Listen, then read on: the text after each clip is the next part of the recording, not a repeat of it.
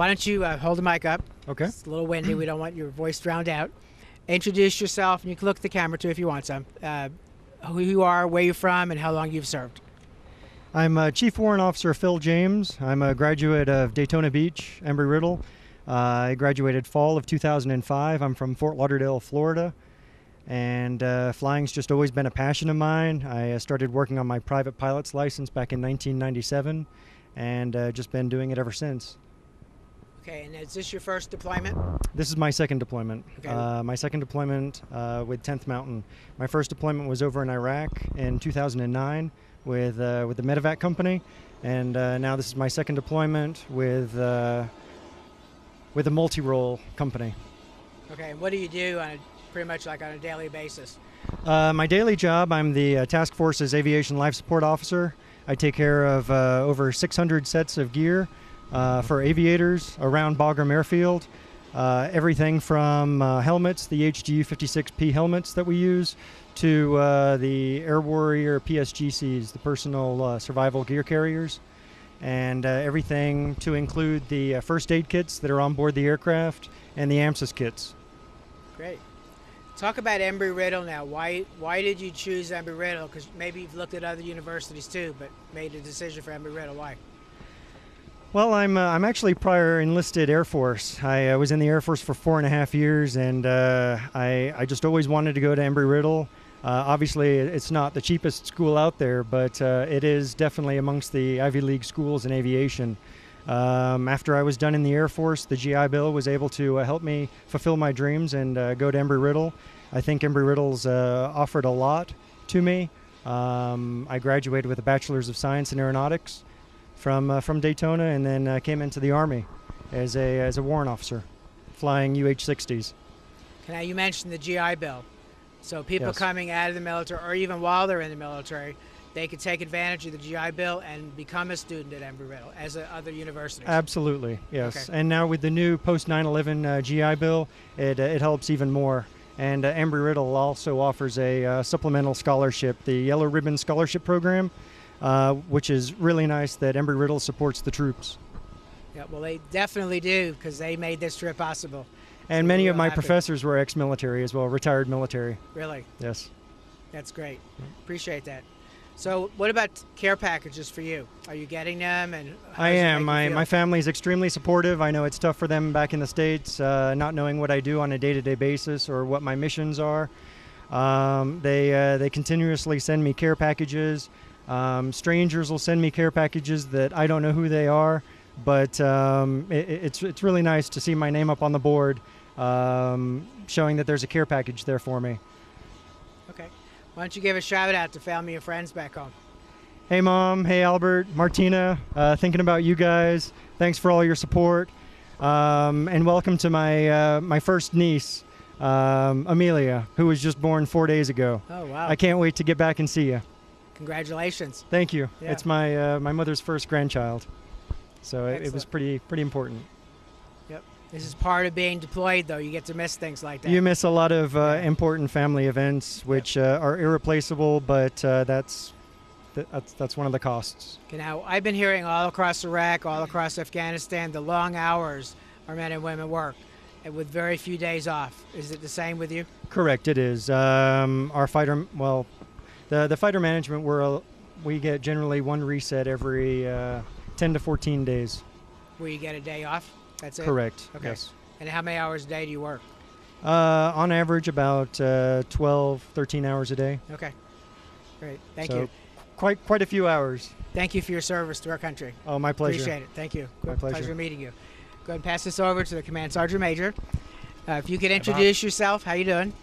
Talk about how long you've served and where you're from. Yes, I'm Command Sergeant Major Dvorsky. I've served 28 years. I joined the Army when I was 17, right out of high school. And my job is the Senior Enlisted Advisor to the Task Force Commander, which my responsibility is to supervise and ensure standards are enforced, and to the welfare of over 700 soldiers that are in this task force. What do you do? What do you do on a daily basis? My job on a daily basis is paperwork now. I mean, it appears that way. Just walking around, walking about, battlefield circulating, visiting our soldiers.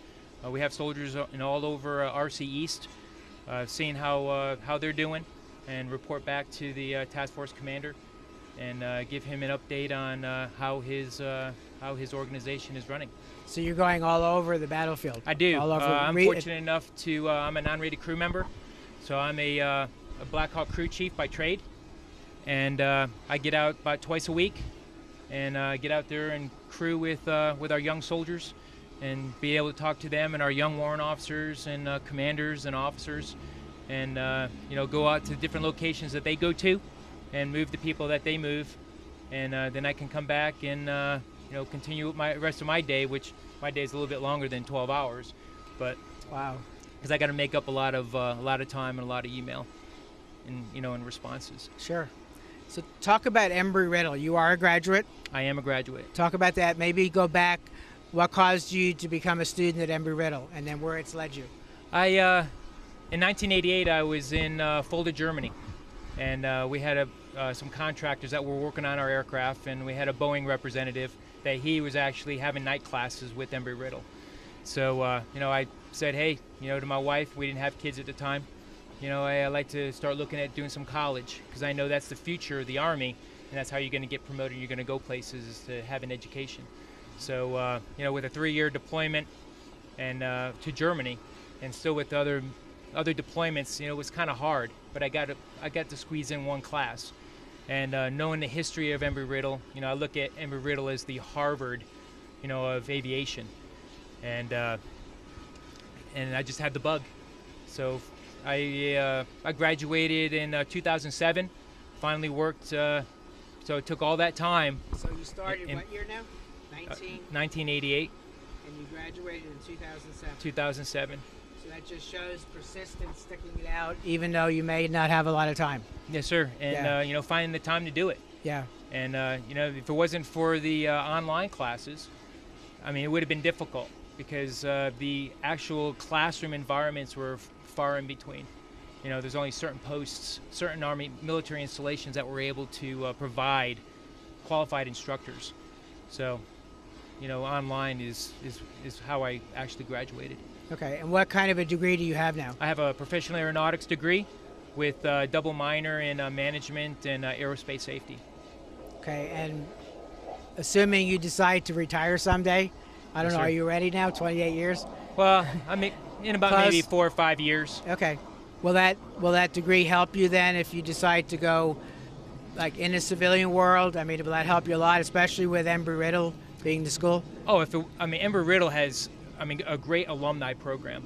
They have websites that will help you look for a job, and all you got to do is just throw your resume out there, and they look at your GPA, and they'll have sponsors that support Embry Riddle, because they know they have, if you're a graduate at Embry Riddle, they know they're not going to get a bad egg.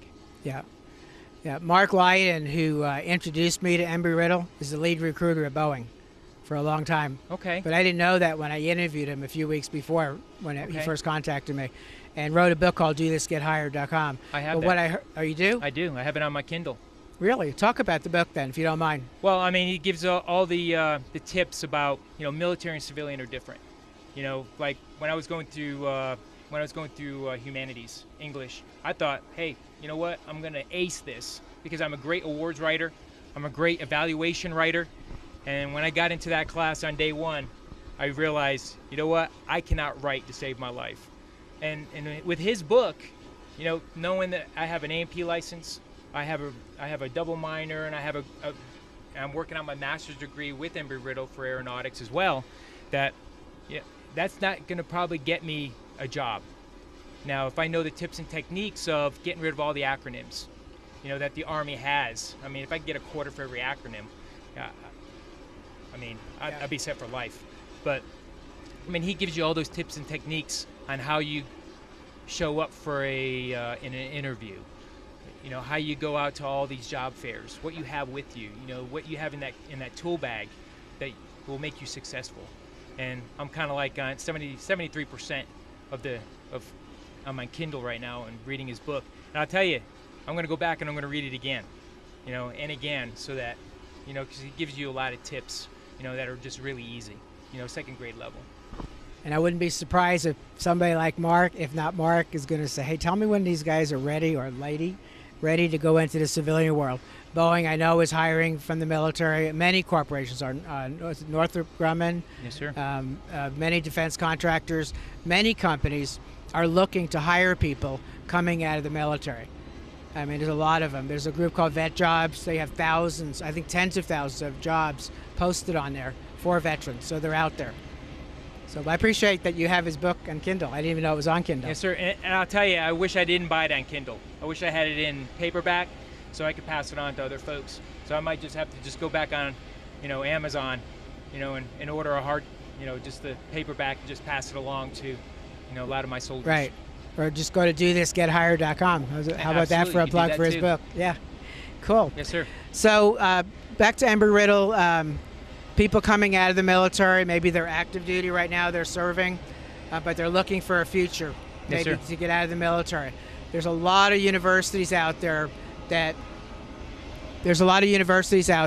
are using the GI Bill, saying, come on board with our school.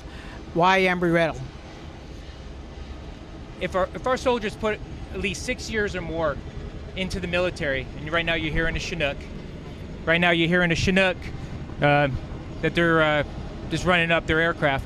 But with Embry Riddle, if they've been in the Army for at least 6 years, why not dedicate some more time even to the civilian sector?